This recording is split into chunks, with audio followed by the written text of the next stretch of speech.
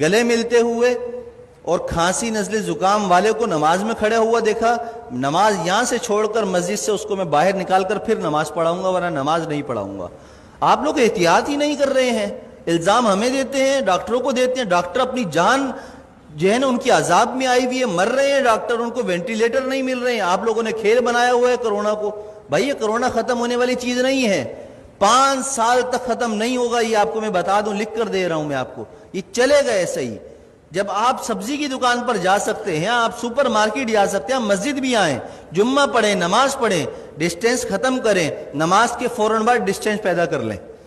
سنت نفل پڑھنی ہے، پیچھے چلے جائیں، جگہ بدل لیں، اسی جگہ پر نماز نہ پڑھیں دوبارہ۔ یہ ایک کام تو یہ کریں، ہاتھ نہ ملائیں، ماسک کا استعمال لازمی کریں، ہر کوئی اپنے پاس رکھے، باہر سے لگا کر آئے، نماز پڑھتے ہوئے اگر کسی کو اتارنا ہے تو اتار لے، لیکن نماز سے پہلے یا نماز کے بعد اگر آپس میں سامنے کھڑے ہوئے بات کرنے ہیں، بغیر ماسک کے کوئی بات نہیں کرے گا۔ اگر کرے گا تو انشاءاللہ تعالیٰ اس کے خلاف بیان بھی ہوگا، اس کے نام لے کر پھر سب طریق کیا جائے گا۔ عزت بہت ہو گئی ہے،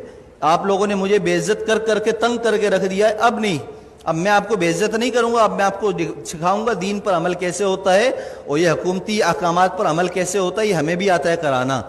اور اگر اب میرے خلاف کسی نمازی یا کسی نے بھی کوئی درخواست یا کوئی ایسی حرکت کرنے کی کوشش کی تو میں نے وکیل سے بات کر لی ہے، پورے خاندان کو انشاءاللہ تعالیٰ اس کی نسلوں کو تڑپاؤں گا، قانون بھی استعمال کروں گا، اور وظیفے پڑھ کر اس کی نسل کے لیے بد دعائیں بھی کروں گا، اس لیے کہ میں بہت تنگ آ چکا ہوں آپ لوگوں کی ان حرکتوں کی وجہ سے۔ 3 مہینے ہو گئے مجھے برداشت کرتے ہوئے، بد احتیاطی ختم کرنے کا نام کوئی نہیں لے رہا، بس ٹائم پر ٹک ٹک ٹک ٹک اذان، ٹک ٹک ٹک ٹک اذان۔ ابے پرہیز تو کرو،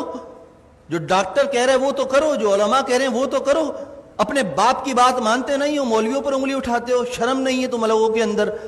میں نے کہا تھا، ہمارے نائب امام صاحب نے ایک جمعے کو رمضان میں نہیں تھا، تھوڑی سی رکعت لمبی کر دی تو پیچھے 2 لوگوں نے کہا کہ آپ کو نماز پڑھانی ہے، اتنی لمبی نماز پڑھا دی، شرم نام کی چیز نہیں ہے، امام کو ایسے کہتے ہو؟ پورا زندگی جس نے قرآن پڑھنے میں، علم حاصل کرنے میں لگا دی، تمہاری نماز پڑھاتا ہے، اس کو تم کہتے ہو نماز پڑھانی نہیں آتی؟ تمہیں تو طہارت اور غسل نہیں آتا، کیسے پیشاب کرنے کے بعد قطرے پاک کرتے ہیں اس کا طریقہ تمہیں نہیں آتا، پانی نہ ہو تو تم مولویوں کو سکھاتے ہو، اماموں کو سکھاتے ہو۔ خدا کے لیے ہاتھ جوڑ کر میں کہہ رہا ہوں، میں وزیر اعلیٰ نہیں ہوں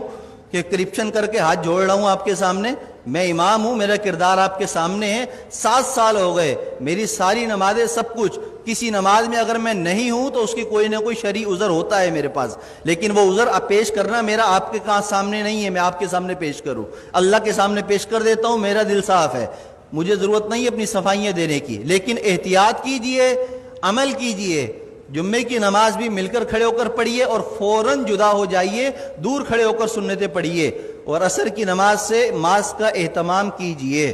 جیب میں رکھ کر لائیے، پہن کر لائیے، بات کرنی ہو ماسک لگا کر پہنیے، مجھ سے مسئلہ پوچھنا ہو 1 فٹ دور بیٹھ کر مجھ سے مسئلہ پوچھیے، ہاتھ اور ملانے کی اور مجھے خیریت لینے کی آپ کو ضرورت نہیں، الحمدللہ میں خیریت سے ہوں۔ اللہ ہم سب کو دین کی سمجھ اور عمل کی توفیق عطا فرمائے۔ میری باتیں کسی کو بری لگی ہوں تو پیشگی معذرت ہے،